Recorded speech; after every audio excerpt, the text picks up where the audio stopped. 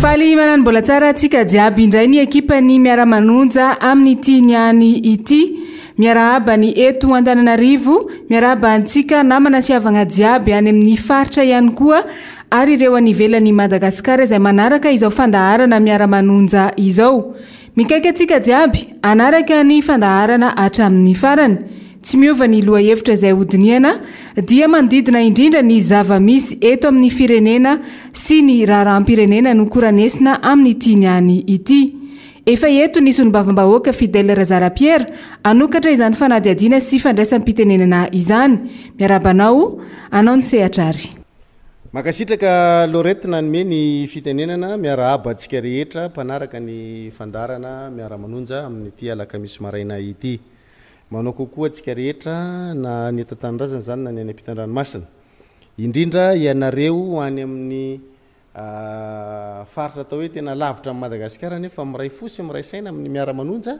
ary ao anatin'ny dingana fanatanterahana an'ireo ataontsika hoe fandresen-dahatra ho an'ireo mpiara-mombonatoka amin'ny Madagasikara mba hitodika amin'ny zavatra mitranga aty Tanindrazana. Be da be nareo diaspora no efa miditra amin'izay dingana izay hoe manao taratasy makany amin'ireny departemanta samihafa any ivelany any milaza ny zava-misy aty Tanindrazana ny tsy fisiny ny zo sy ny fahafahana maneho hevitra ny fahalalahana maneho hevitra ny tsy fanjakany ny demokrasia tena izy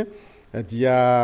manampy anay be da be ny zavatra izay ataonareo rehetra ireny ny any France zany na ny any Afrika zany na ny any Azia zany na ny any amin'ny faritry ny Amerika reny zany dia isorana ny ezaka izay ataonareo mbola isy moa ny fotoana zany anaovantsika publication ny dingana rehetra izay ataonareo na ny déclaration izay nataonareo any ho fantatry ny mpiray tanindrazana hoe mompo aminay aty Tanindrazana ianareo rehetra dia akasitrahana eo ihany koa ireo izay manosika ny hetsika izay atao amin'ny fomba rehetra na ny ara-pitaovana na ny ara-bola zany eo ohatra ny fampitaovana nyreny namatsika izay tratra ny ataontsika hoe antso-jay tamin'ny fisamborana tamin'ny hetsika tamin'ny asabotsy lasa iny asabotsy ry zany efa nisy asabotsy anankiray fahandroany moa zany fa le asabotsy voalohany dia natonga andreo namatsika izay tafiditra-ponja amin'ny tsirariny dia misy ny fiarahamentana nataonareo isorana daholo nareo rehetra nanao an'ireny ary mbola isorana ny ezaka rehetra izay ataonareo manaraka anampinanay aty itsika dia ao anatin'ny ara-dalàna no ezahantsika anoizana nyty ataontsika hoe ady amin'ny jadona sy ny tsy fisiny ny fahalalana eto Madagasikara ty dia mino zay fa ianareo ihany koa dia manaja an'izay lalàna sy ny fitsipika rehetrarehetra zay amin'ny fanoizana ny hetsika izay atao eto Tanindrazana ianareo any ampitan-dranomasina rehetra mila miray intsika ary mila mifanometanana ianareo koa dia tokony tsy jery endrik'olona na olona anankiray ao anatin'izao zavatra atao zao fa le firenena no jerentsika hoe tandodondoza Madagasikara aloalika ny ranombary satria miafoana eto amintsika ny fisiny ny fahalalahana maneho hevitra izay indrindra no mahatonga anay efatra mianadahy amin'izao maraina izao anao an'ity fandarana ity satria misy antony manokana hoe fa manina no izay efatra mianadahy no manao azy dia ho azavaiko anareo aloha ohatry ny ahoana ny fandeha ny fandarana amin'izao maraina izao nisy ny ataontsika hoe fampafatarana nataony solomam-bahoaka ny asabotsy faharoapolo ny volana febroary fa hanao tatitra ho an'ny vahoaka an'Antananarivo rehefa nanao an'izay tsika dia ny rahantsika malala fa namoaka fitaovam-piadiana farak'izay zoky ny fitondram-panjakana na anakanana nanao ny fomba rehetra na rarina tsy ara-drariny ny fitondram-panjakana na anakanana mba tsy isininy zany fahafahantsika manao tatitra izany ho an'ireo solomam-bahoaka inona menadava vita ato anatin'ny tanàna Antananarivo fa tao anatin'izany dia nisy ny valiteny izay nomeny teo anivon'ny préfet ny polisy n'Antananarivo ny mikasika ny famindrana ny toerana izay tokony anaovana ny tatitra raha nangataka n'Ambojatovo ny solomam-bahoaka dia nilaza ny préfet tamin'izay fotoan'izay hoe andaninareo manao tatitra eny amin'ny somandrakizay fa tsy eo Ambojatovo satria tsy feno ny atotataratasy fangatahana nataon'ny solomam-bahoaka ka zay ny mahatonga azy tsy afaka anomezana ny Ambojatovo fa ny somandrakizay no nomeny teo anivon'ny préfecture ny polisy n'Antananarivo hanaovana n'lay tatitra 7 ora latsaky ny 7 ora kory azy no fotoana nanomezany préfet an'izay hoe fifindrana eny Soamandrakizay zay a dia mazava ho azy a tsy ho vita tamin'iny fotoana iny a ny amindra n'lay etsika teny Soamandrakizay amin'ny fampahafantarana ny olona satria efa tombotra loatra vao nyteny an'izay zany teo anivon'ny préfecture ny polisy n'Antananarivo. Rehefa zany dia nanao taratasy fampahafantarana fanondroany ny teo anivon'ny solombavambahoaka fa hoarahanay ary le teny zay nataonareo satria somary ny ampy karazana esteny ihany moa zany le izy ho an'ny mpanao politika izay nandray an'le teny nataon'ny préfet hoe menanareo Soamandrakizay a dia nisy ny teny hoe io misy 70 hectara ka azonareo atao tsara ny makeny dia aleo le izy a hotazomitsika mihitsy hoe izay karazana fanamaivanana fanabarabarana zay a dia tsy ny raisinay akatezerana fa ny raisinay kosa hoe raisinay ampitiavana le teny a dia hoy zay hoe tsy maninona re fa 70 hectara ny teneninareo zay vonina meno an'le 70 hectara fa ho teneninay ary zany ny préfecture ny polisy Antananarivo hoe oke ary fa hoeny amin'ny Soamandrakizay solombavambahoaka enina mianada anao an'le tatitra kanjoinina ny teo rehefa zay ny tonga dia nanomboka sadasada manatsoratra ny teo anivon'ny fahefanam-panatanteraka nahita an'le izy hoe ohatra ny anahirana indray zany dia tonga ny fanaovana ny fandavahana ny lalana lasa nisy kanalina misy rano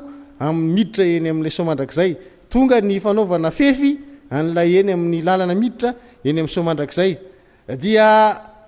nangataka fotoana tamin'ny préfet ny solombavambahoaka hoe aleotsika mifampiresaka mikasika an'io satria ity averintsika ity lay tenyny préfet Antananarivo hoe omena anareo Soamandrakizay le Soamandrakizay zay resahana eto a zay anaovantsika précision tsara manko fa misy olona zay mamendry fendro an'le vahoaka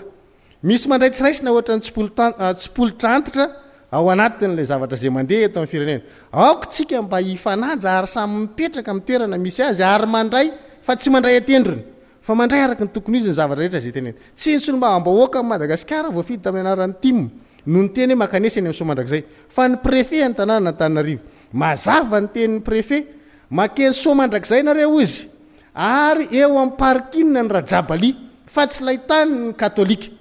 gagastalanjony zay fa miakapofina be ary tsy emboka alohan'ny mievoka ny katolika amin'ny teny hoe afa tsy azo anaovana raha politika ny eny Soamandrakizay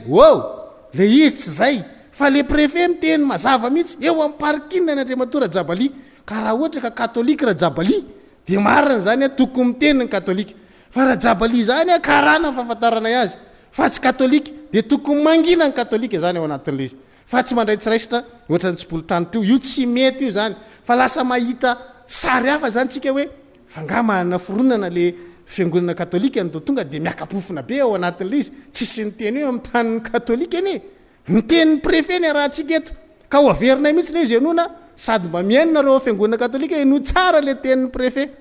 ary aorianan'izay a dia rahantsika miaino koa le izy hoe inona ny zavatra mifampitenenina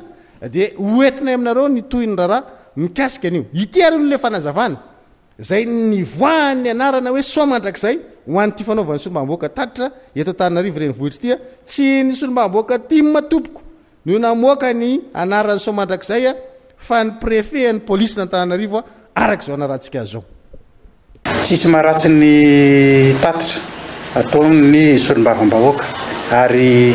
voalazany lalàny zany a fa tokony hanao tatitra zareo ka rehefa ny fandinika ny teto anivon'ny ONC régional Nalamanga dia nanapa-kevitra fa omena ny zareo zany a ny toerana eny amin'ny Soamandrakizay a eo amin'ny parkinina zany eo amin'ny tanin'ny monsieur Rajabaly fa tsy re amin'ny katolika akory eo zany a dia afaka manao ny tatitra eo ry zareo satria milaza zareo fa zareo solombavambahoaka eto Antananarivo ary mbola ao anatin'ny 5e district fahadimy io toeran'io ka azony zareo tsara tao ny manao tatitra eny nazava tsara ny tenin'ny préfet Antananarivo fa omena ny Soamandrakizay ny solombavambahoaka enina menadano avy ny tatitra voafaritra tsara eo amin'le hoe parkinina ny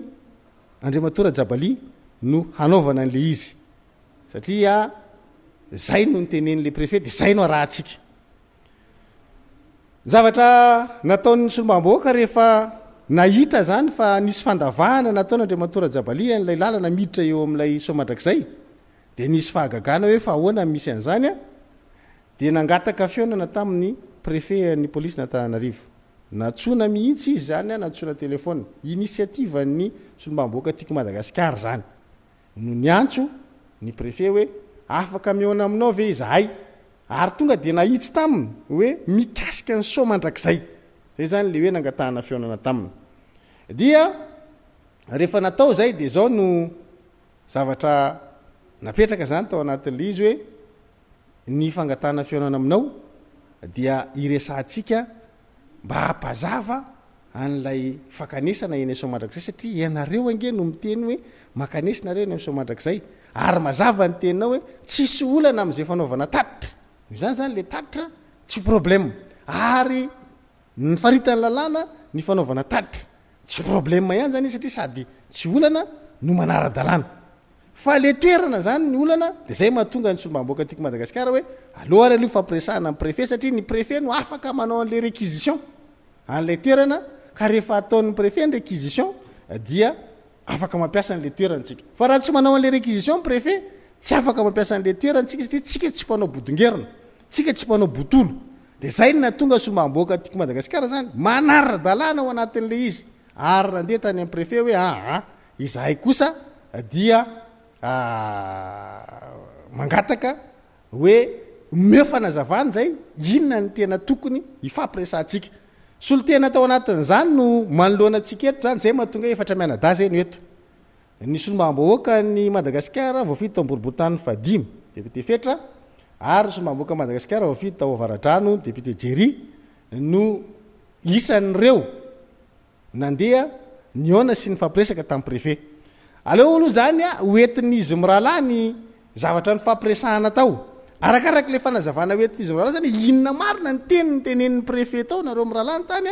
a dia zay no anaovantsika commentaire zany après hoe zao no nresahan'ny préfet de vavahatsika zay hoe zao ny dikan'zany a na ohatry zao nyfandraisanay aty amin'ny antokotiko Madagasikara sy ty amin'ny vondrom-panohitra an'izany teny ataona ndre mato préfet zany satria raha ny enontsika maly de efa namaly ohatra ny filolefitra ny RMDM satria isan'ny voatonon'ny préfet tao anatina tafa tampanao gazety de zay no amarintsika am'reto solombamboaka namana atao reo hoe ianareo nyresaka atao ve ny fanarahana hoe rehefa vita le izy dia tonga de miresaka any am'panao gazety a dia samy miteny an'izay teneniny sa le teny hoe le zavatra nyresahana atao no tenenina député Fetra misaotra namana fidèle solombavambahoaka fidèle nanomeny fitenenana miarahaba manamafy ny arahaba zay fa nataony namana teo atsika rehetra manaraka an'izao fandaharana miara-manonja izao marina tokoa fa nisy ny fionana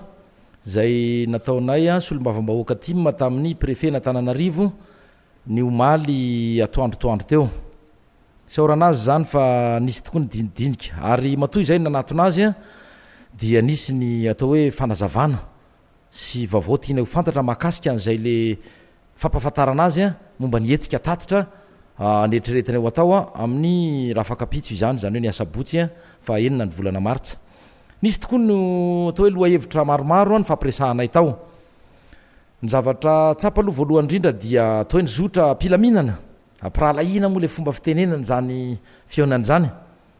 fa rehefa nandeha lela ny fotoana dia ohatrany niova ny resaka tenatena ny teny fampatsahivana no ataoko araky ny teny ny namana fidèle teo dia hoe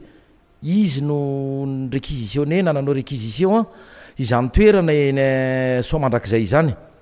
tamin'ny saika ho ampiasaina ny faharoapolony volana nefa manamafy a zany tenin'ny fidèle zany a tsy ampy ny fotoana satria na ny aiky mihitsy ny préfet raha nyresaka taminy izay fa teo amin'ny roapolo ora teo eo ihany nanananay a saika nomeny anay zany a nataterahana ny hetsika iarahantsika malala fa na misy hetsika tao na mariazy io na mety batemy io na batisa na hetsika inona dia tsy ampy zany satria ao ny resaka fitaterana ao ny resaka sonorisation ao ny resaka estrady ao ny resaka serasera sy ny fanetanana ny olona tokony ho avy anatrika an'izany tato zany ka dia izay no antony nandavanay n'izy satria tsy ampy roapolo ora kory ny fotoana nomena anay de eo indrindra no antony hoe nanatonanay azy hoe inona ny vaovao a inona ny tsy hoe tatitra akory fa mahakasika an'izay le fampahafantarana nataonay a ny préfet de police izay nataony ny solombavamboaka tiako madagasikara tsy nisy valiny zany ka de nanatony izahay rehefa nandeha nefa nyresaka dia aloha tonga de itsina hoe ohatra ny misy resaka miodikodina ny tao ohatra ny tsy hoe fandrirarana fa misy efa tapaka ve tany anoany efa misy fanapahan-kevitra zay ny fanontaniana napetraka eny andohanay ihany efa misy fanapahan-kevitra vonona ve any ny ninona argument na ny ninona fangataham-panazavana oentinay a sy atao hoe fandresen-dahatra nisy atao hoe mba tsy ilazany hoe fiangaviana mihitsy aza fangatahana ny insista mihitsy izahay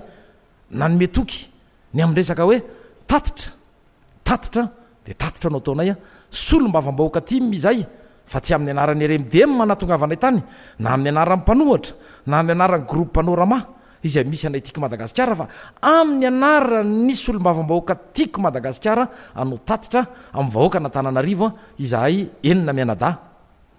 dia niodikodina teo ny resaka napatsahivina azy zany teny nataony tamin'ny fa7 ny volana febroary zany dia zao moa ny valitenina andriamatoa préfet tamin'izay hoe niova asana niova ny daunina fa raha tamin'iny izy a nanaiky na nanolotra anay tsy hoe nanaiky akory fa nanolotra ny toerana eo somandrak'izay a zay ny réquisition eny ho ampiasainay a de niova zany tamin'ity fanondrony ity satria lasa hoe tsy afaka manao réquisition fanondrony itsony izahay fa raha io a fa nanan'olo tokana eo moa zany efa mifanohatra sady ny tenin'andriamatoa préfet raha ny fijerinay azy nefa na izanona zany moa de nitoy ihany ny adihevitra nanao hoe mbola miangavy izay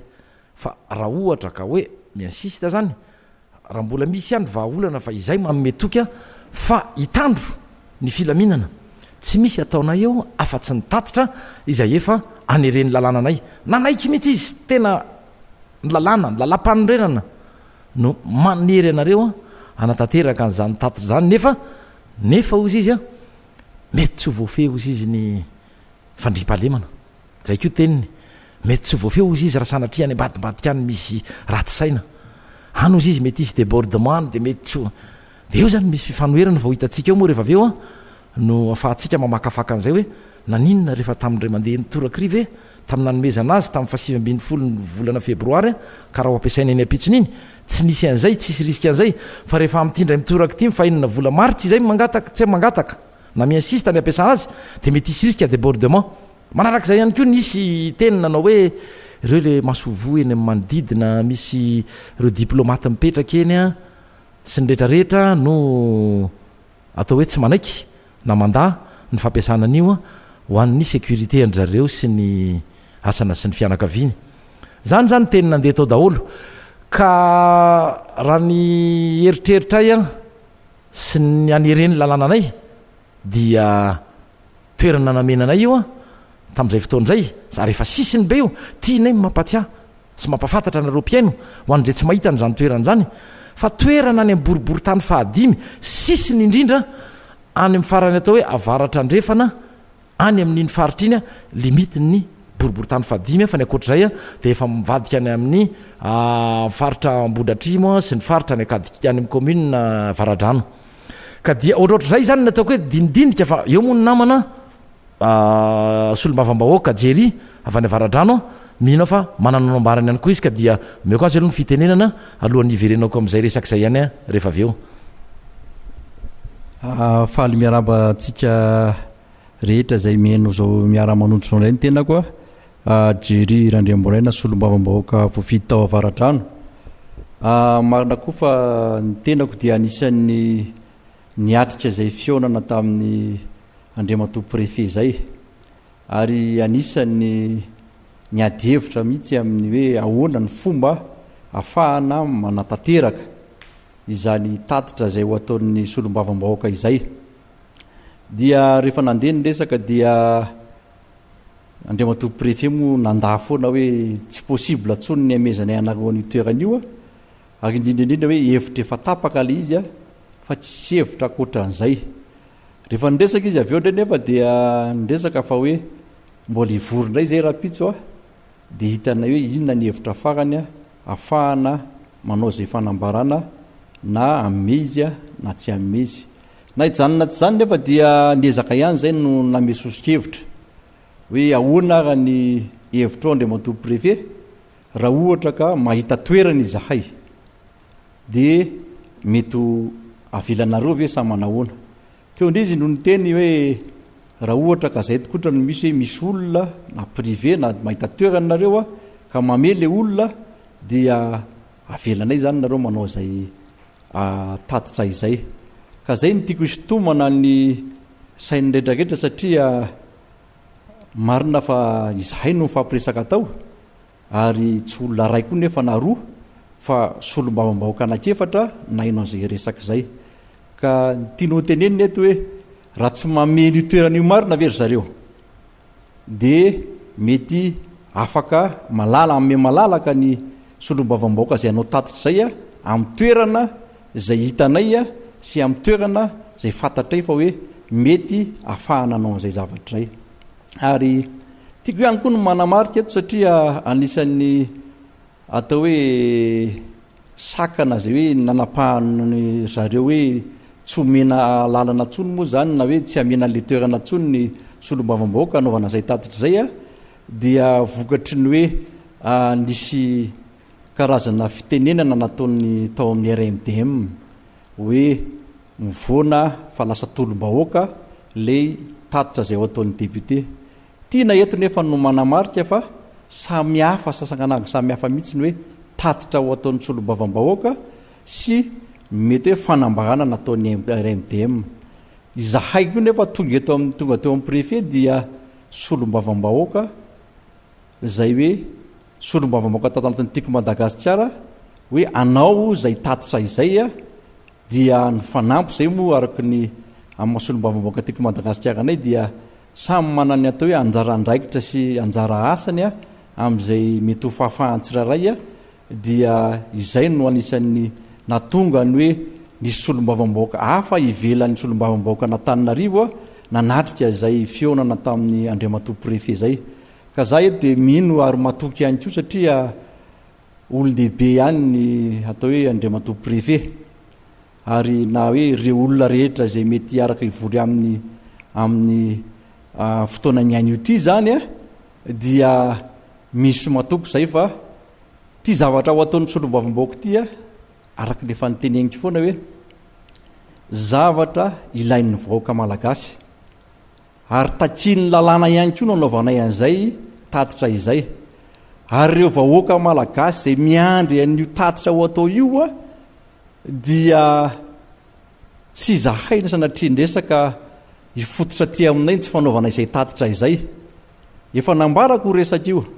tamin'ny fandraisam-pitenenana nataoko tamin'ny miara-manonja omaly sa vakomaly a no hoe na hosakananareo takininona ary ny tatitra ho ataon'ny solom-bavambahoaka manaka nareo androany dia mangataka mitady hevitra indray zay ahafahanay manatateraka an'izay zavatra zay satria ty tompoko a dia tena atao hoe raha-pirenena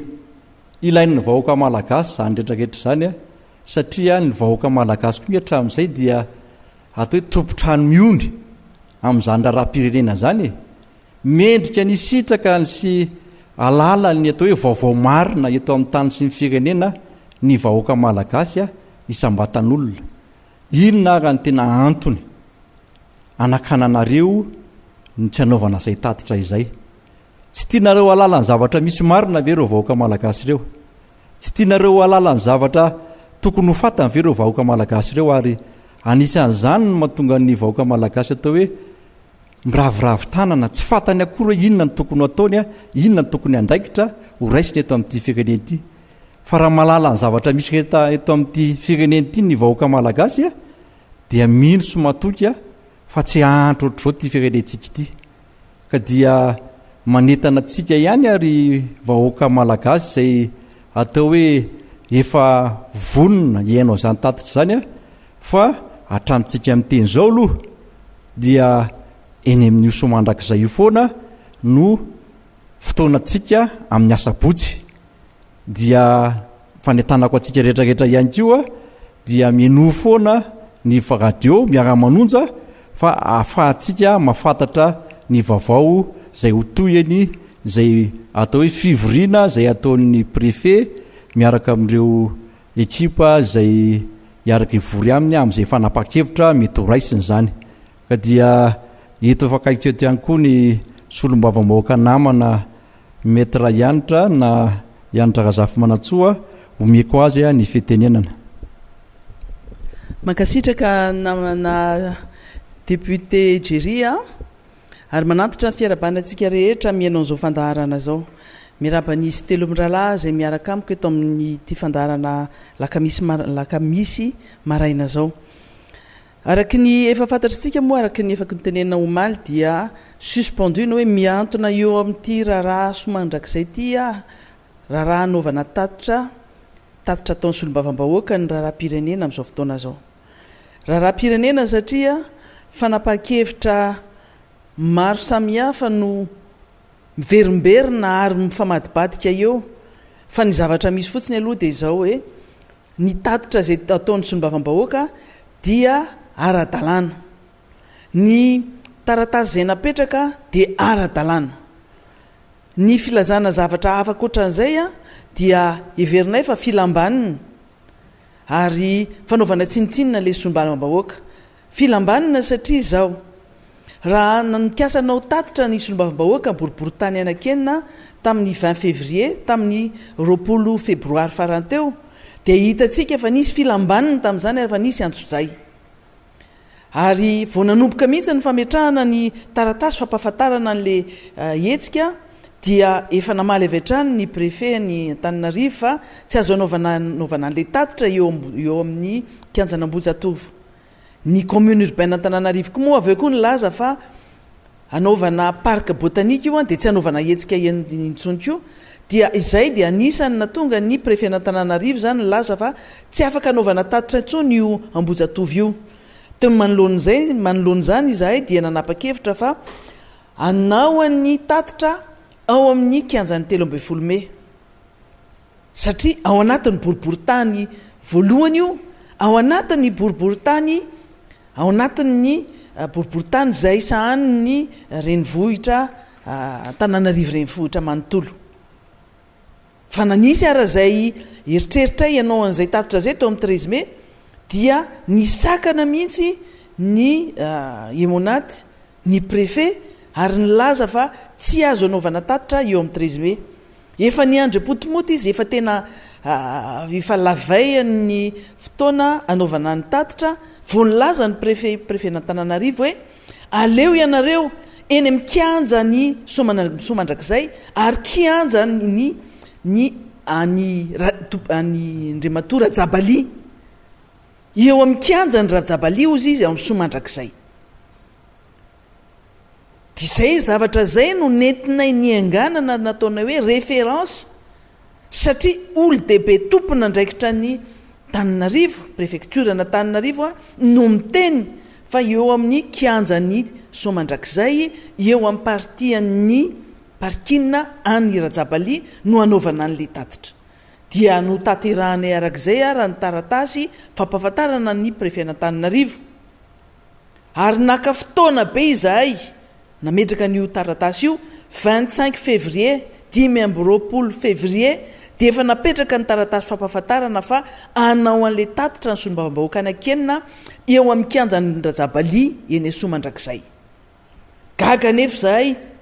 fa niteny indray le préfet ateoriana fa hoe tsy afaka manao izany tsony ianareo dia namoronana an'izao resaka miovaova isaky ny 2 minitra zao tsy matotra zay moa zany ny fomba fijeriko eo zany mahenonisme raha lahy manao tatitra eto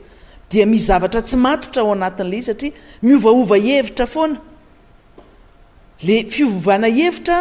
dia mbetika aloha hoe eny amin'ny toeranao amin'ny Rajabaly eny somandrakizay dia aveo indray hoe tsy mahazo manao eny nareo fa efa misy travaux misy installation miteniteny zao rehetrarehetra zao moa zany azo tenenina sy azo foronina daholo na misy na tsy misy ny zavatra eny toerana fa aminay fotsiny io fantatra fa banja malalaka be toerana malalaka be io mahazaka zay olona tonga eny ary io moka efa nareo efa niteny hoe zay tsy mahafenao an'io dia inona raha ny antony tsy ametrahana anomezana anay an'io toerana io zay fotsiny le zavatra tiany ao tenenina fa ao anatin'izay le fandrirarana zay ataony préfet eto moa za dia somary iresaka kely ho anareo manontany hoe fa ngamonareo maninona no mandeha makany amin'ny préfet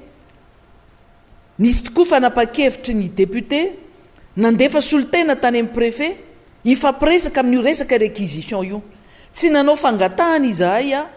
hoe azo ampiasaina sa tsy azo ampiasaina io fa io somandrak'izay io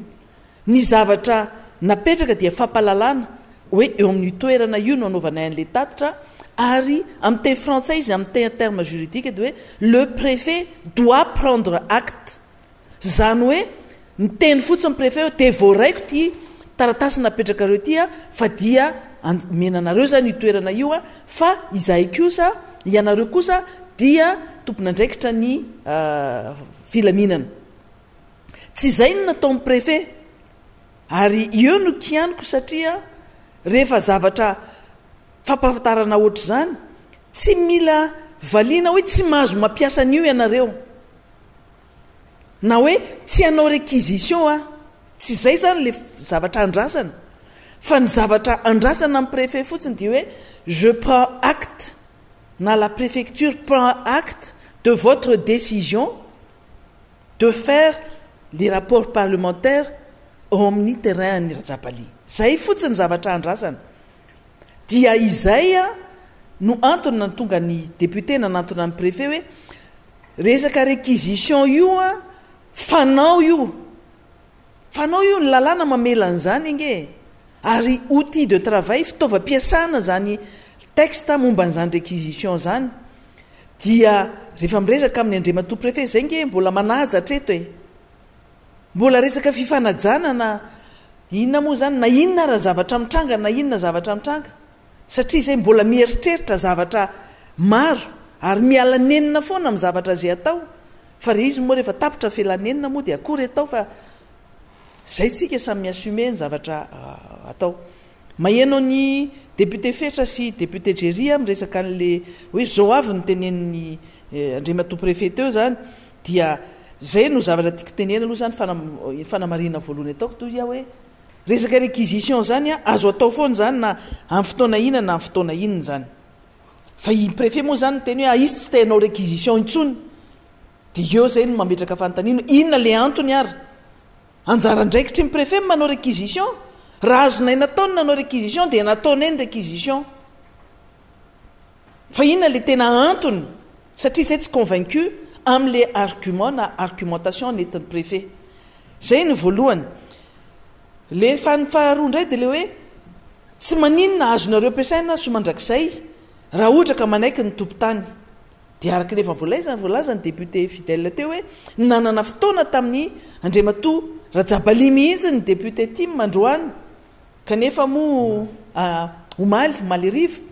dia kanefa moa le izy a mahavariana fotsiny hoe rehefa raikitra le fotoana maly riva tamin'ny roa dia nyteny andriamatoa Rajabali fa tsy afaka izy fa la misy fahoriana ao anatin'izay zavatra zay a tsika rehetrrehetra samy mieritreritra fotsiny zany fa ny zavatra constat kosa dia izao efa nisy fandavahana ny toerana ny tanàna maly dia efa nisy faneho-kevitra zay nytenenina omaly hoe le fanaovana adivory enge fametrahana anay fahavalo mihitsy rehefa manao adivory ianao hierovana ny tanàna dia hoan'ny fahavalo zay dia iza moa le nametraka anay fahavalo enge le mpitandro filaminana sy ny tomponandraikitry mpitandro filaminana laza mihitsy tamin'ny ianao manjery andriamatoa seky le nyteny hoe horaisinay fahavalo-pirenena ny mpanohitra mpanakorotana ny firenena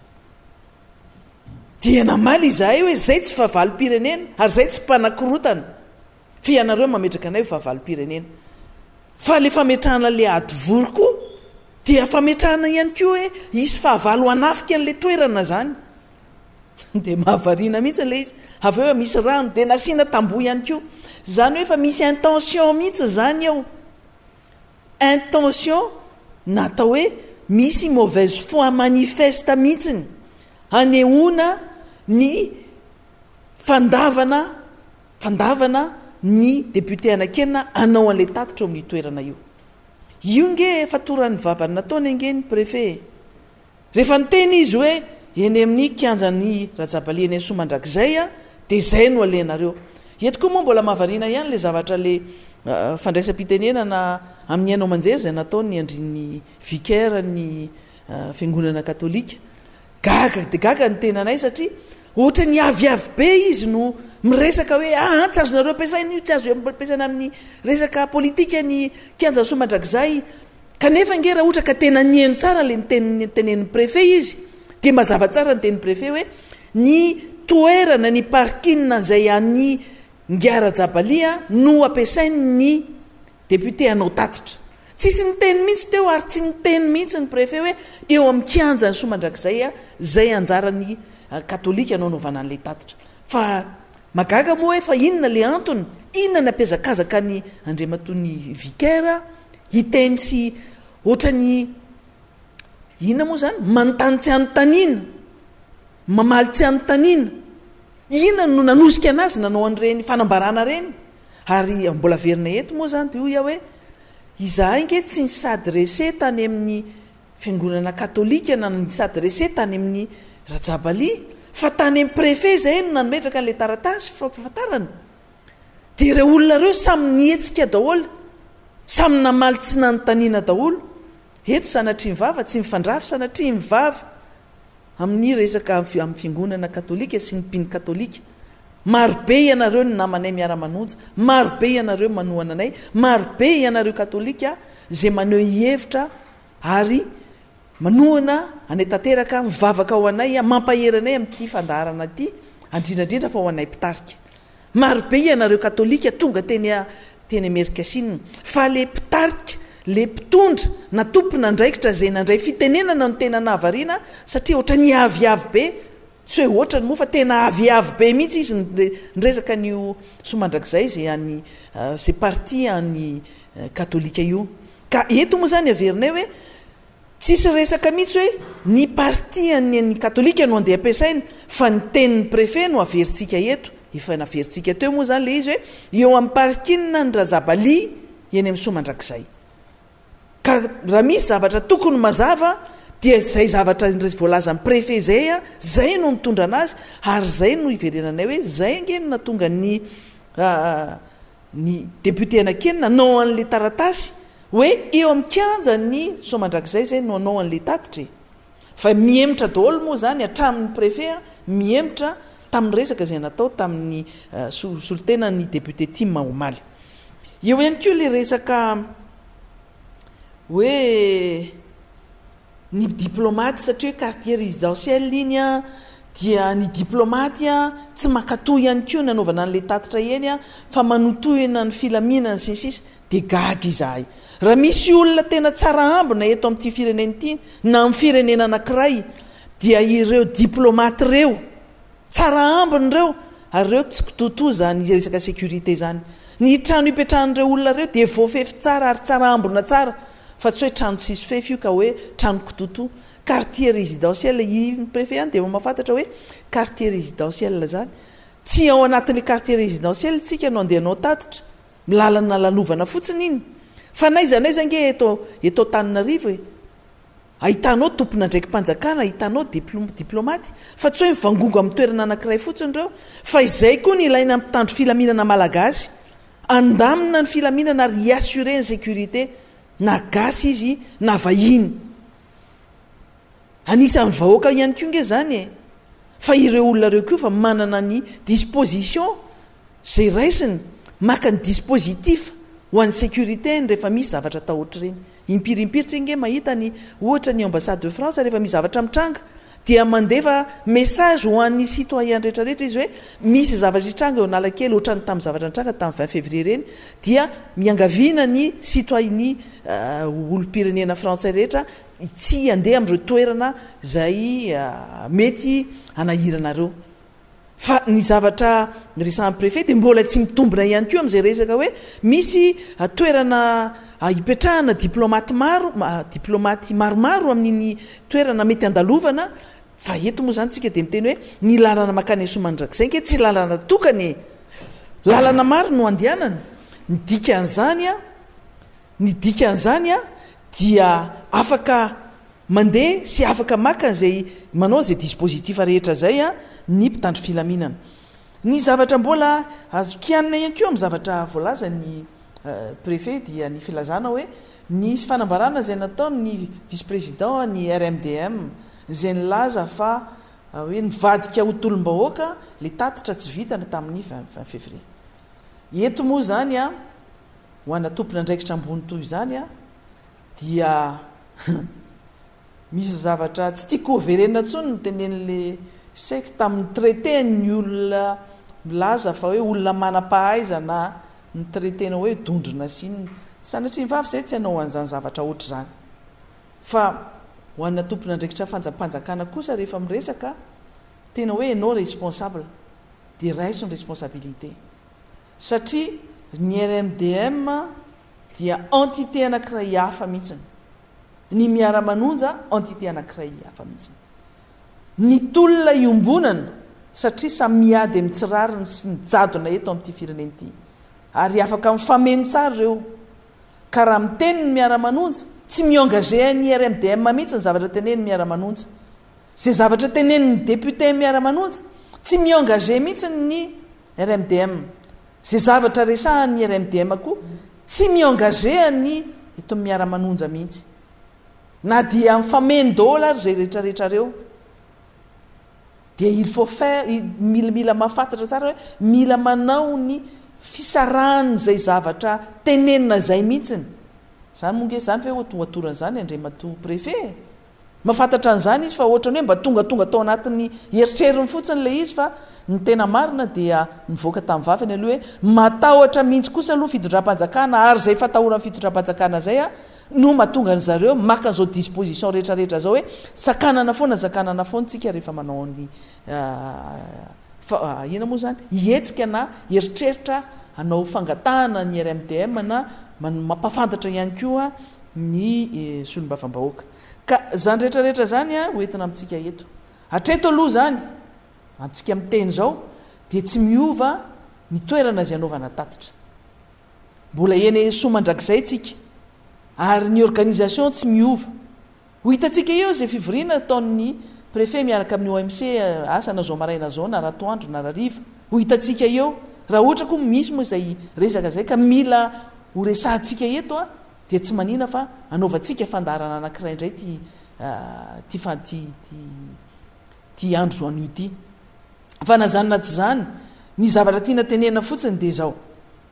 ny lalàna no mila ajana mila ajaina eto amin'ity firenena ty ny lalam-pandroenana ny lalàna mifeny sombavam-bahoaka zany no mila ajaina tsisy ambony lalàna tsika rehetra na préfet anao na solombavam-bahoaka izy fa ny lalàna fotsiny no ajaintsika rehetra dia zay milamina ny tanàna ianareo efa marobe ny fantatra efa vonona dia toizytsika zay eo moa zany misy resaka foana hoe manao akanjo mena zao tsy manina raha ohatra ka akanjo mena no olana indray zany ho atsika rehetra zay mieritreritra hoe zay tsy manana akanjo mena zay matahotra sao de samborona ohatra ny nanaovana tamin'ny farany teo tsy manina zay akanjo anaovantsika tsy masakana atsika zay fa ny zava-dehibe fotsiny dia fanehoantsika hoe isika rehetra miara-tonga ary miara-maneo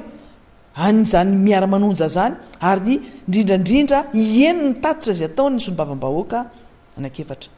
eto moa le tatitra ataon'izy mindralahy amintsika eto a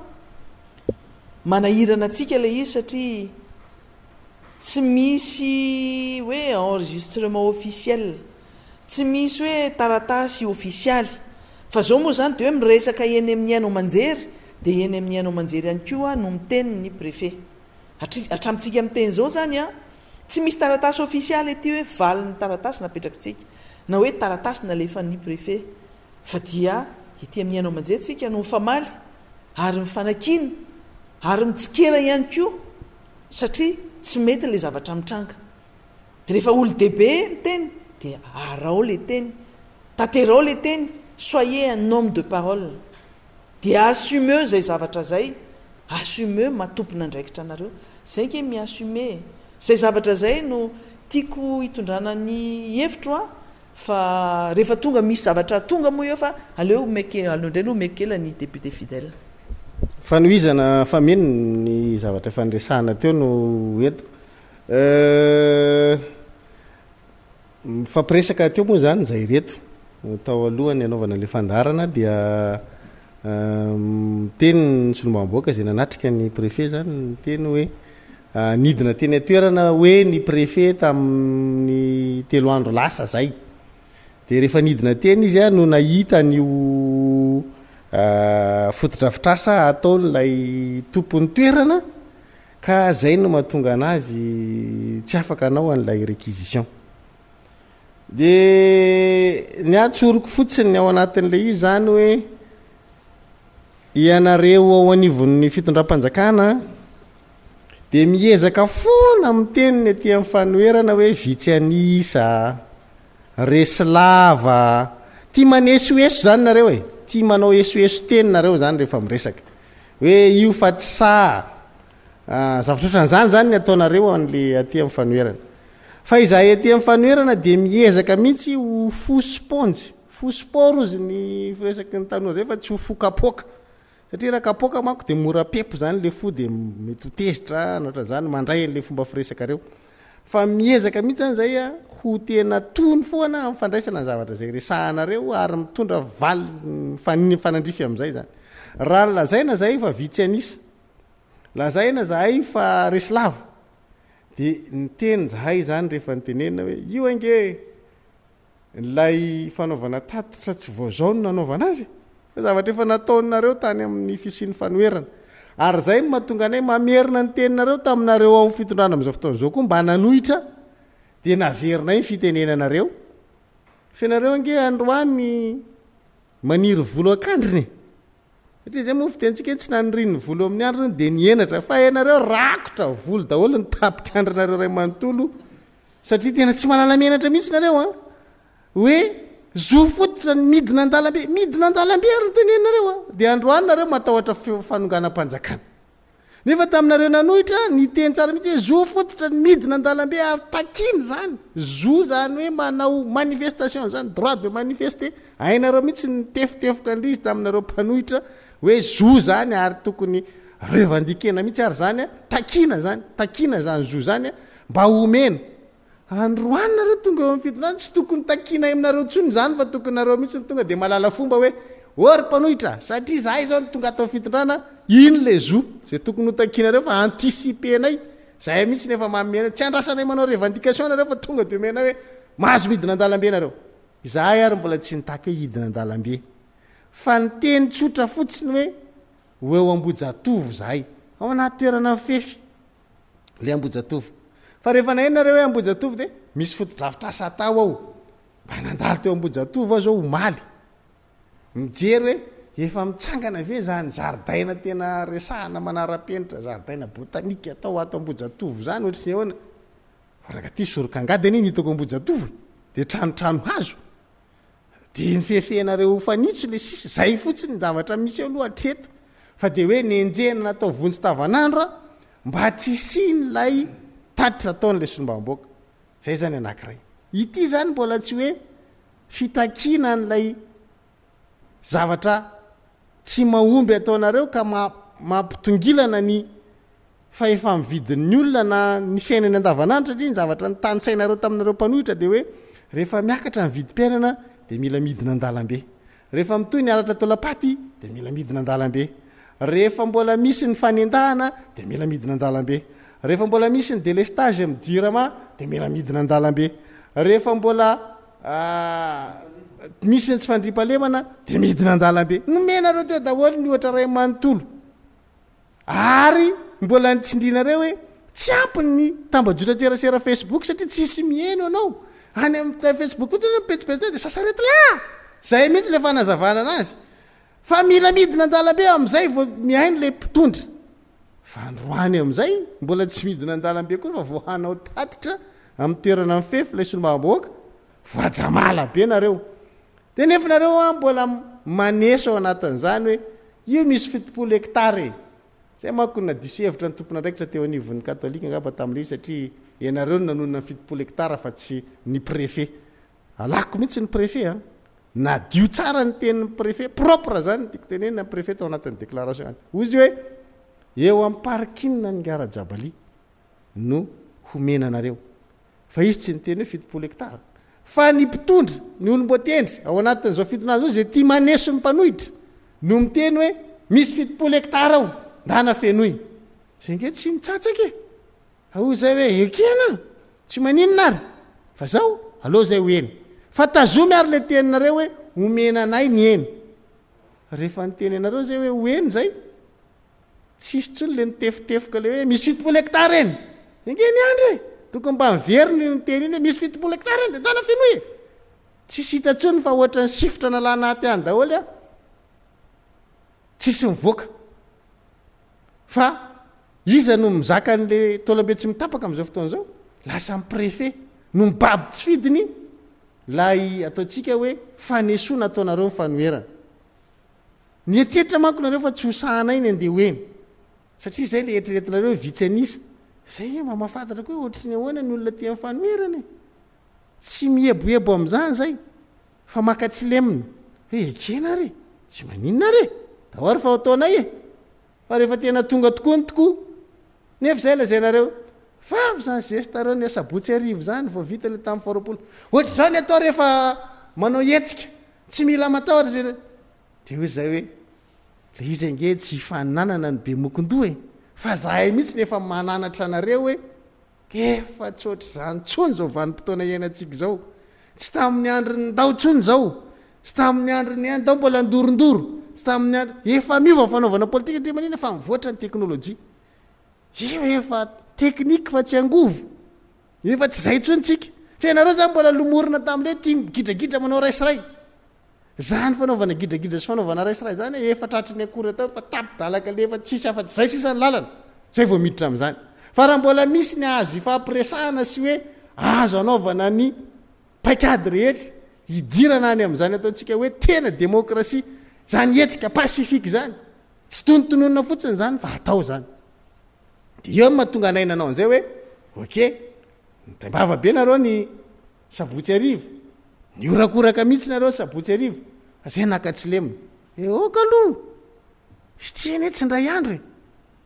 fa vao manomboka raha ty de eo zay zany naka kely fotsiny hoe eny ary satria 24 heures latsaky ny 24 heures ozy ny député fetra teo nanomezanareo an'lay somandrakizay no tsy nakanisany teny nampiarinareo tamin'lay vahoaka natanynarivo eny tatotra ny fananana n'lay ataotsika hoe fitaovana nampidirinareo tamin'ny fomba tsy fantatra nentina nampiroro an'le vahoaka nampidirana olona tsy fantatra hoe ohatra n'izy reto olo reto gasy reto tsavazasa japonais fa nzay a tsy nila gidragidra satria ninona ny sary tiana ivoaka de hoe tsisy pone mirehatra eo a tsisy fitaratra vaky eo a tsisy tranomay eo a tsisy magazin vaky eo a tsisy na ramodamban'olona anankiray ka voasitona tamin'iny fotoana iny fa ianareo no nampiseho herisetra fomba nanamboranareo an'le olona olona miakanjo menamena de samborona ny fomba nampidiranareo an'le olona any amponja misy tsisy sary zange mpampianatra ndeha mpianatra ve de zay de adobokareo any amponja fampianatra ny université a etrete olona mana be zany ny zavatra nataonareo tamin'ireo fotoandreo fizahozahoana fanaparana faefana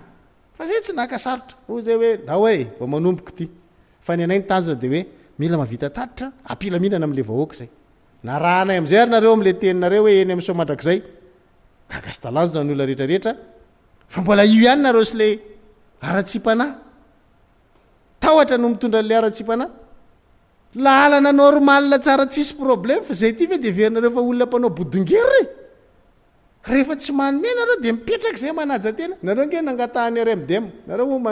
mampitambatra ny atao RMDM sy ny sombam-boaka nangatahany RMDM nge nareo rehefa tsy nanome de mipetraka ny RMDM nga ny RMDM nanao botolo nahitany vice président tsara me nareo hoe nanao botolo teny ambojatovo hoe aviry vahoaka fa raikitra foany ty na rehefa tsy mahazo mipetraka somatsara mihitsy kak zay mijery hoe efa naseho anay anareo ny modely rehetrarehetra sabotsy voalohany zay tsisy ny gidragidra ny sabotsy faharoa ny RMDM manao zavatra tsisy ny gidragidra tonga ny solomam-boaka angadinareo rangaty le lalana mba ho lasa tatatra ara-tsy-panangy zany fa zay mbola tsy migidragidra am'zany a fa ho zay hoe ndondray ary atonina le préfet tsy ny préfet ny antso anay a fa ny solomam-boaka ny nana initiative ny antso amin'ny préfet monsieur le préfet mizavatra fahafa de ina tenen'le préfet araky ny nazavain'izy ny rahalahy teo hoe tsy afaka manao réquisition ntsony fa misy fotodrafitrasa ao nefa mbola misy nefa indray le izy raha manome moa zany le tompony de mbola afaka atao ihany le réquisition fa zao nambarany hoe mbola isy fivorina koa raha pitso antsony androany zany iarahana aminao MC dia aleo mbola hojerentsika ao le izy fa ny mauvaise foi de ity rehefa niditra tao am'le préfet taorinan'le solombaboaka le mpanao gazety de miteny izy hoe tsy anyme alalana tsony mihitsy miresaka amin'ny solombaboaka izy zany hafa ny zavatra teneny resaka am'mpanao gazety izy hafa ny zavatra teneny tsy ame alalana tsony mihitsy satria manino efa mivadika ho resaka tolona lay tatra taon'le solombaboaka ka manina raha nytenenina le solombaboaka am'fasy ary zany hoe nareo solombaboaka nge ka nyteny hoe tolona le izy de manazava aminao le solombaboaka afaka ampanaovinao engagement le solombaboaka manaova engagement nareo fa tsy resaka tolona ty fa tatitra de ataon'le solombaboaka ke zany ianao ne préfet zany olona tapaizana ke zany atao préfet zany fa tsy hoe olona tsy aleny ary amin'ny sisiny ary de aka satria anay zao fanjakana de tia nataon'le préfet etina badina dondra tsy zany général be manam-poninahitra eo anivon'ny zandary administrateur katraka zany tsy ngon'olombolo zany de nefa manino eo ny eo de efa tsy mitazona ny teny nomeny hoe mbola isy fivorinino MC raha pitso araky nambarany miantso ny androany de eo mbola hafa zany le zavatra mety voaka eo dia andrasantsika ny toy n'izay de zao mbola manindry izy am'le solombaboaka raha misy toerana hafa afaka anaovanareo an'le izy de mbola afaka atao le fanaovana le tatra avy eo ianao miteny ndray fa hoe tsy anymetsyny mihitsy eo am'le mpanao gazety matikena maso fe zany le préfet sa zay mihitsy no toetran'le préfet hoe mety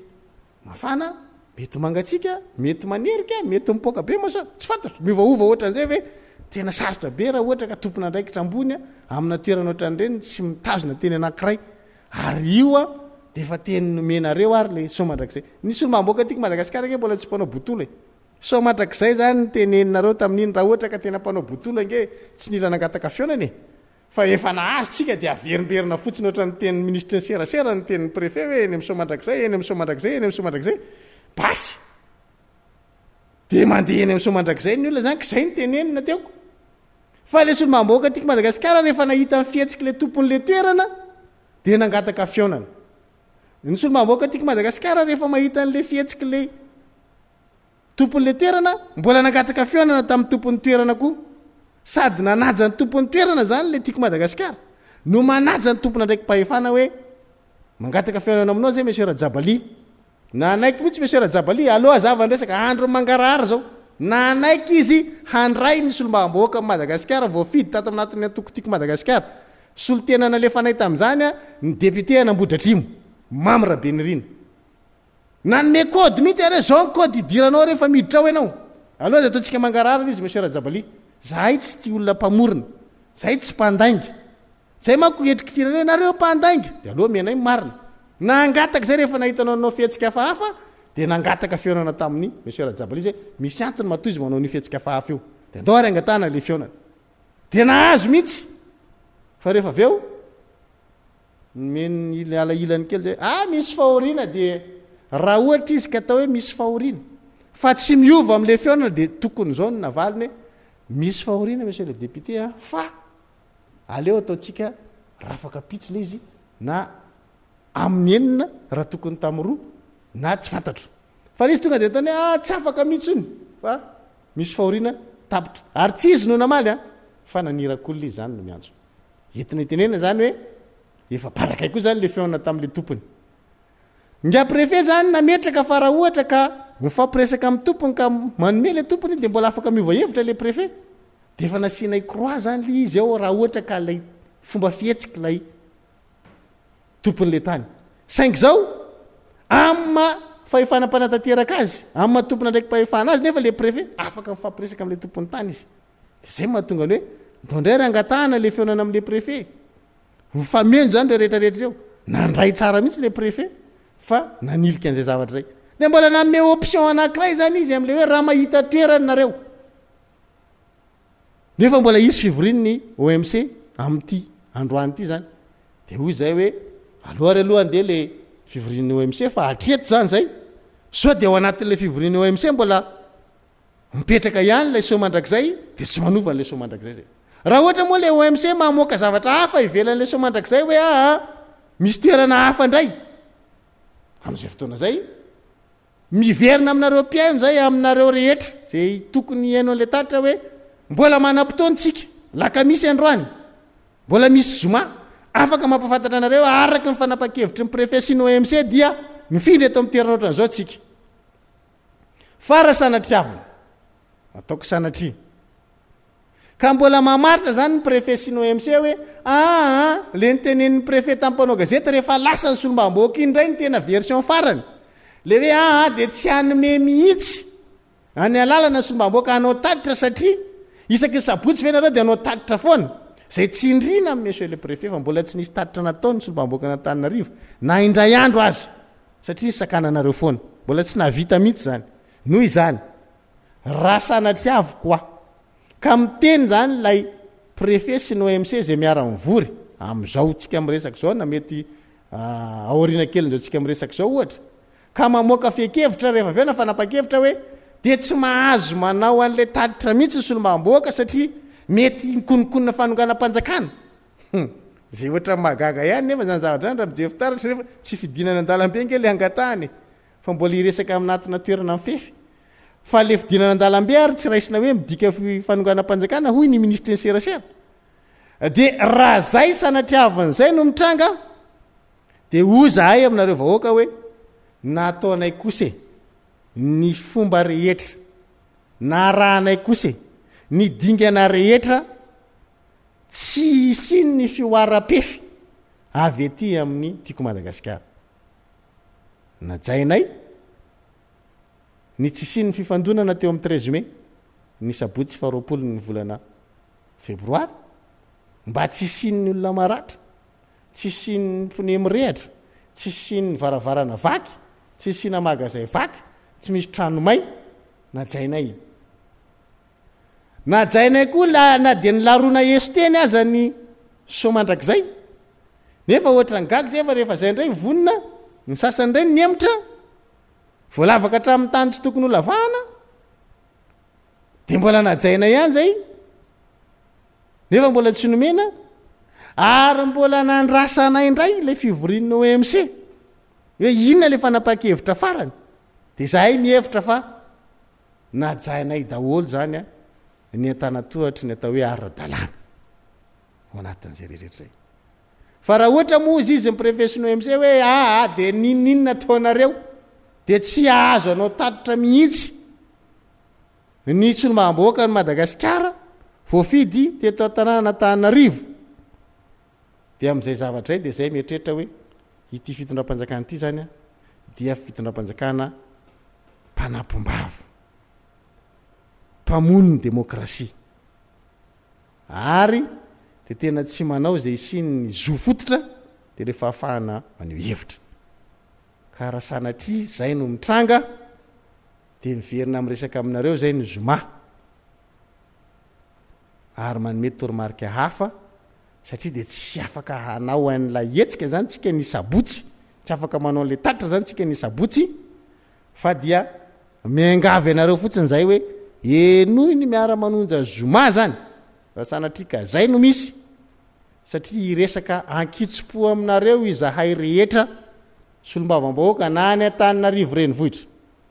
na ny Antananarivo avaradrano na ny Antananarivo avaradrano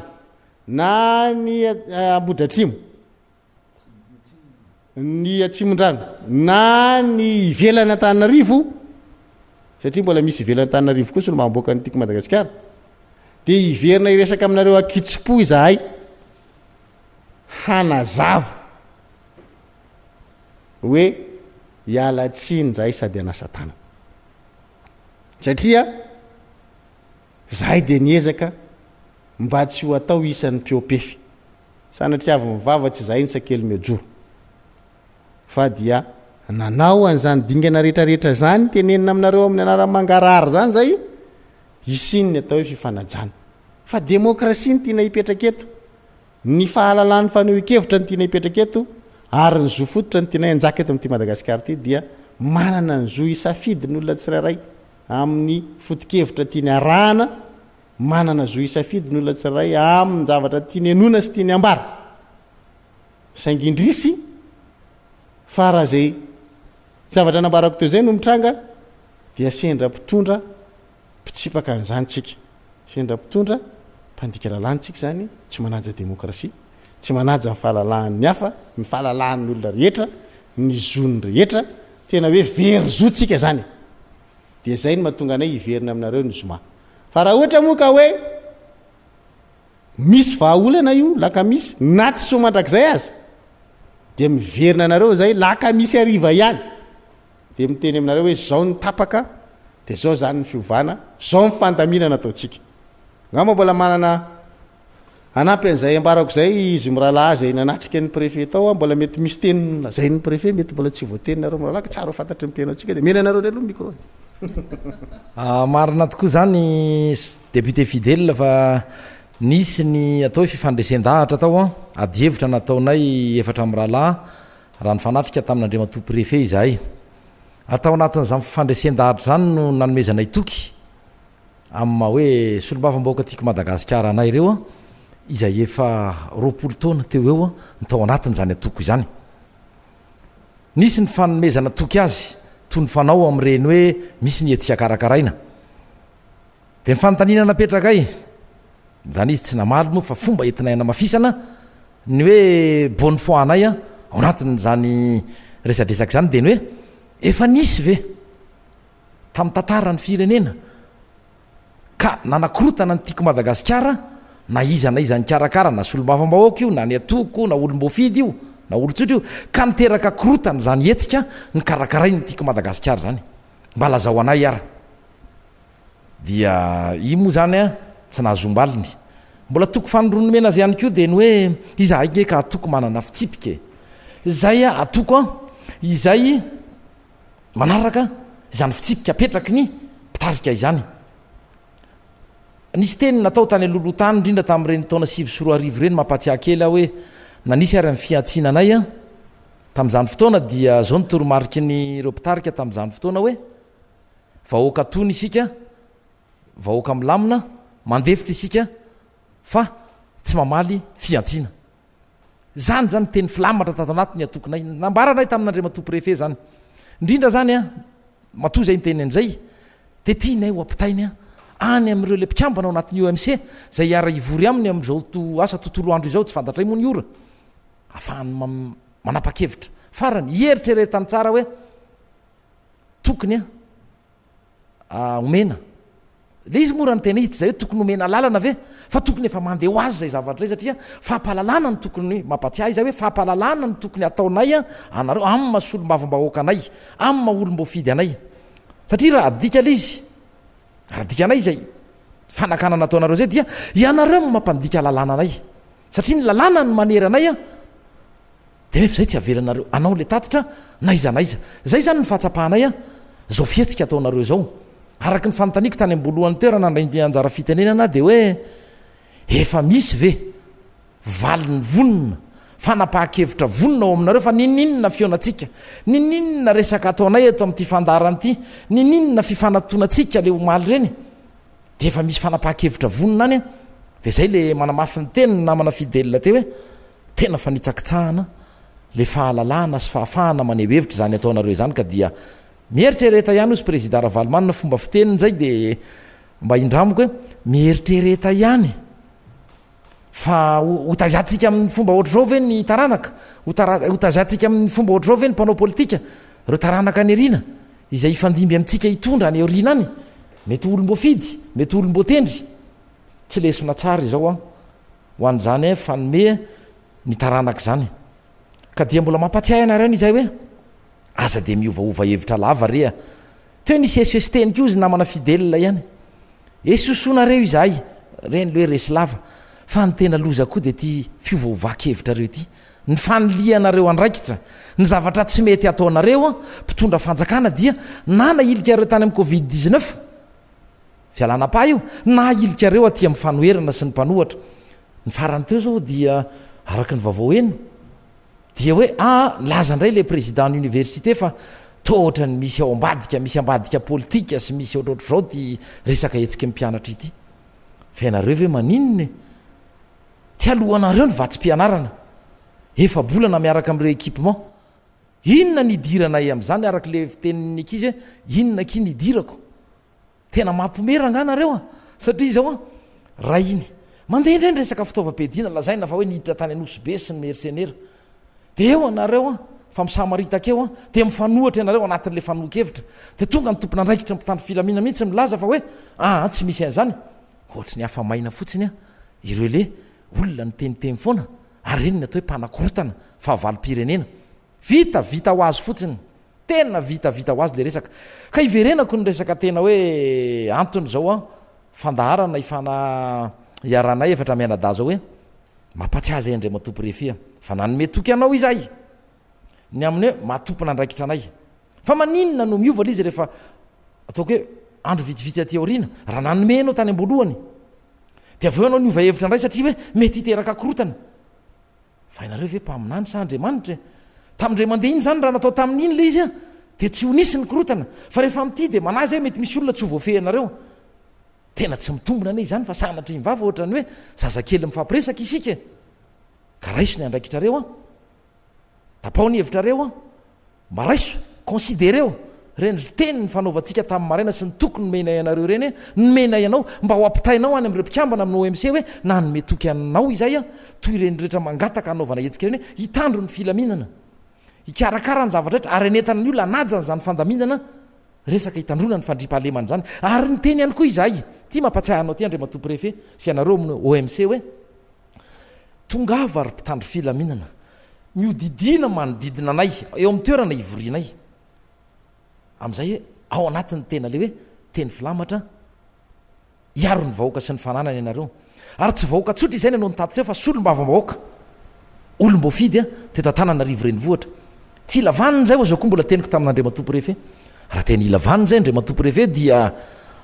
anao izay atombokay any amin'ny boriboritany fahaenina de ho toizanay any amin'ny fahadimy de anao ndray zay afaka herinandro any amin'ny fahaefatra de toraka zany mandra-patonga any amin'ny boriboritany voalohany ngambannareo tena tsy haiko sy azo anareo raha zay no ataonay asa hoe inona lazainareo mpanakorota nefa ianareo ihany tadidio tsara fa ny teninareo mianakavy de hoe ao amin'ny distrika nahalany anareo ihany ianareo ny tokony anao zany tatitra izany fa izahay ary no niezaka nanambatra mba tsy andanina fotoana sy sanatria anana endrika filambanina le izy fa alao atambatra ny an'ny boriboritany enina eto an-tanana rivo renivohatra tazominay amin'ny teninay ianareo misy lany solom-bavambahoaka enina teto an-tanana rivo renivohatra nefa ho atambatray izany tatitra ho ataonay izany fa mbola inona ihany ny tadiavinareo aminay ka dia manateny izay fa eritreritra tsara ianareo ho raisinareo zany teny sy fanamariana ataonay izany ary mba atsaharo le fanesonesona araky ny teny namana rehetra zay ny fandimby teo atsaharo le faniliana andraikitra rehefa tsy vitanareo l izy satria ny tahotrareo dia atambatrareo ataonareo dans le même sac ozy ny teny frantsay le hoe misy ny groupe panorama misy ny ao anivon'ny RMDM misy ny ao anivon'ny tiako madagasikara ary misy ny solom-bavambahoaka tiako madagasikara tsy miangaze anay ozy mety raha ianitra teo zay teniny nataon'ny sasantany na zay fahadisoana amin'ny fomba fandraisana ny teniny namana paster Edouard avao amin'ny RMDM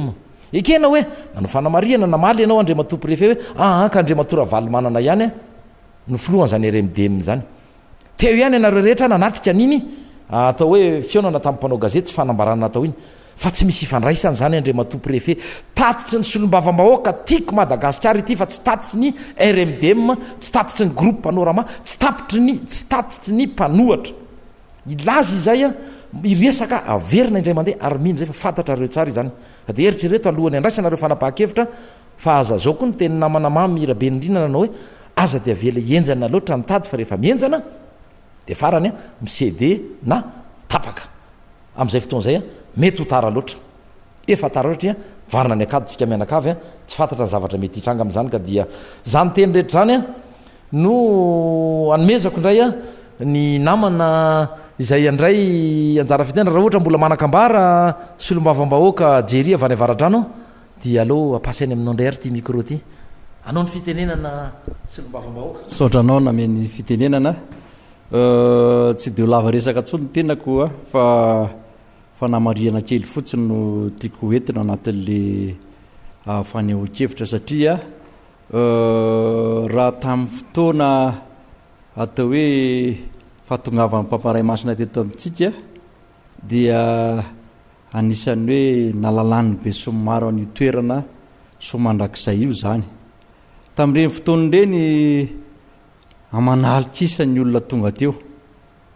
ary rehefa tonga teo ny olona rehetrarehetra dia nanao zay asa manandrify azy zay ihany koa mpitandro filaminana atao hoe mpitandro filaminana tsy marobe ara ny atao hoe tonga teo ny tiako tenenina eto dia nandeha ny resaka teo tamin'ny fionana tamin'ny omaly a tamin'ny fionana tamin'ny préfet ny hoe matahotra ireo maso voa zay mipetraka any amin'ny toerana manakaiky an'iny somandrakizay iny satria saika amin'ny toeran'iny daholo reo atao hoe maso voa avy any ivelany no mipetraka ka tiako isariana ny saitsika hoe rehefa ny fotoana manahoana moa dia tsy matahotra ireo maso voa reo ary rehefa ny fotoana manahoana ireo maso voa reo a no matahotra tiako tenenina anareo mpitandro filaminana zany dia hoe ianareo ane amin'ny fotoana ohatran'ireny ny tokony mipetraka eny amin'ny manodidina iny manao zay atao hoe fitandrona ny filaminana zay a ary fiarovana ihany koa ny vahoaka sy ny fananany ka ao anaty dia mitombona loatra le hoe maso voa matahotra fa le fanontaniana petraka dia hoe inona moa zany a no tena hoe tsy ekehanekенareo ny anaovan'ny solombavam-bahoaka ny tatitra zay tiana ho atao amin'ireo vahoaka reo efa ambara foana isan'andro fa hoe lalàna no mametraka an'izay tatitra ho ataon'ny solombavam-bahoaka izay eo zany tsika ifandrirarira eo tsy mame lalana nareo a solombavam-bahoaka tady lalana foana afahana manao izay tatitra izay ka te hitsarika an'saitsika e hoe io zavatra io ny raha ikenareo ny fanaovana ny tatitra io a tsy ohatra zao zavatra misy eto amin'ity fireneny ity e lasa satratria ohatra fampilavaniny tsika lasa sanatria ohatra ny hoe ifampiady tsika ifampiantsiady kanefa zavatra tsotra be raha zany eo amin'ny toerana misy amin'ny préfet raha zany eo amin'ny toerana misy ny atao hoe ao amin'ny OMC dia meko malalaka ro solombavam-bahoaka reo hanao ny tatitra fa kosa raha zay mampety anazy a ampanaoviko engagement izy ireo hoe menay ny toerana afaka manao nareo a izay zany miambona nareo a nareo kosa miambona ny olona zay anaovanareo tatitra tsy isy olana ny amin'izany vita ho azy ny amin'izany raha ohatra ka manaiky an'izay nareo ka telo fampitreritreretana omeko atsika izay a dia samy olo dehibe tsika atsipy ny tady a any atandroko ny omby a atsipy ny teny a any ampon'ny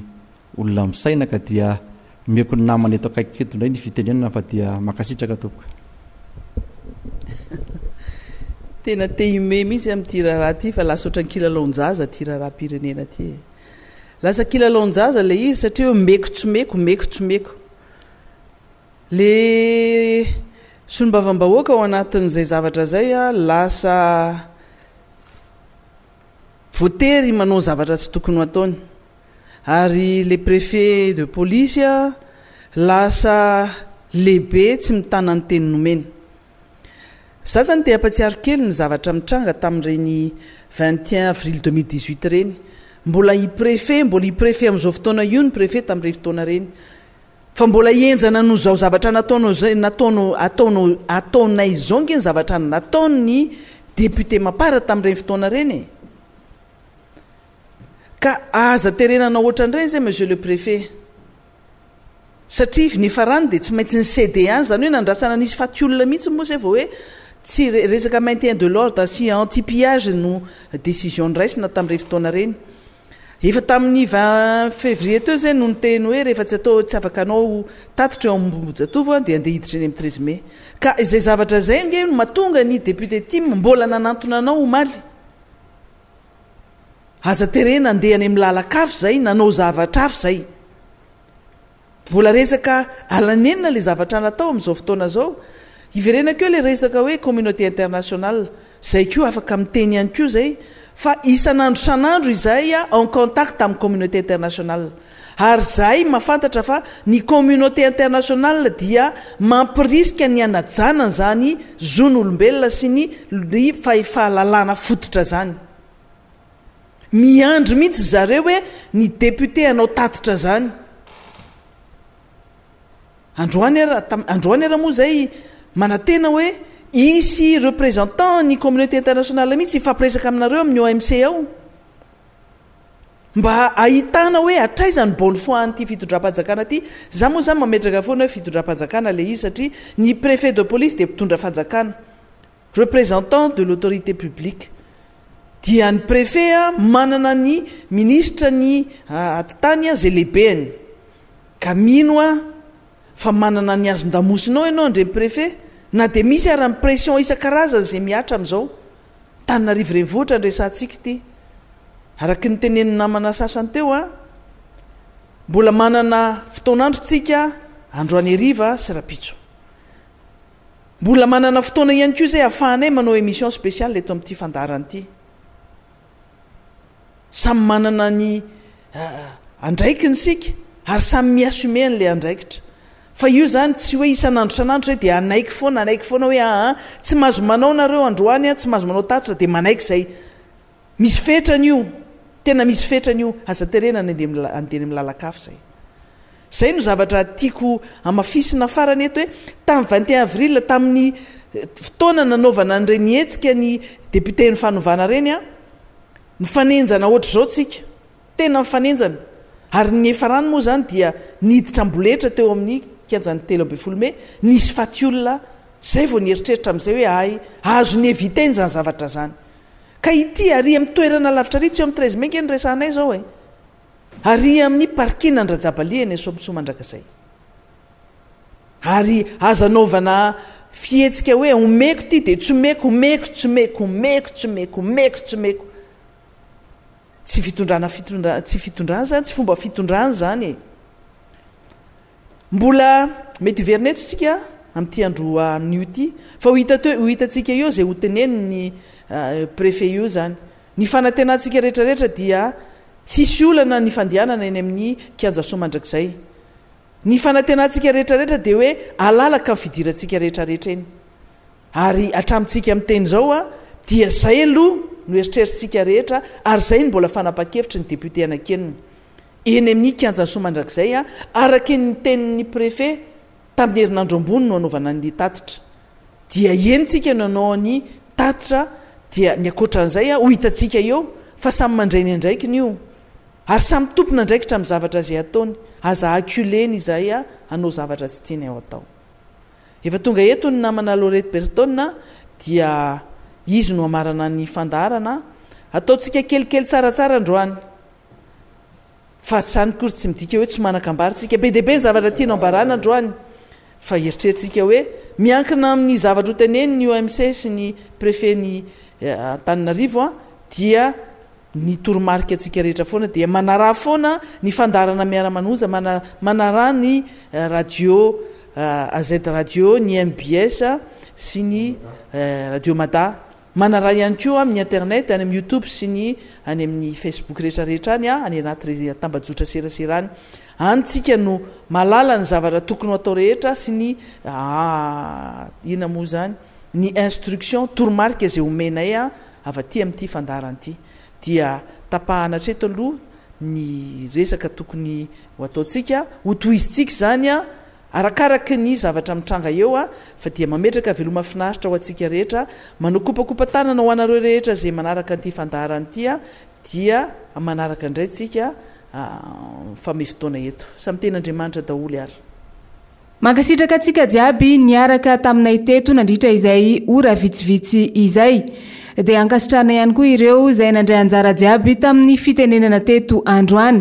mametraka ny samy tsara ho amin'ny tsika jiaby ho amin'ny manaraka indray ary